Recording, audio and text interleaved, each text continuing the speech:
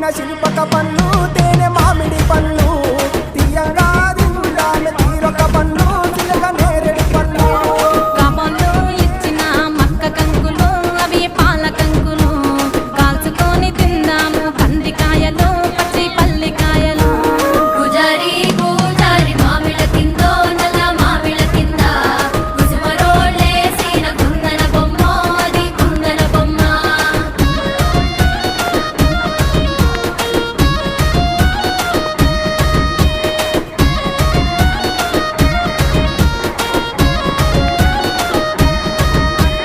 బెస్తలు పెట్టిన పచ్చి చేపలు అవి వట్టి చేపలు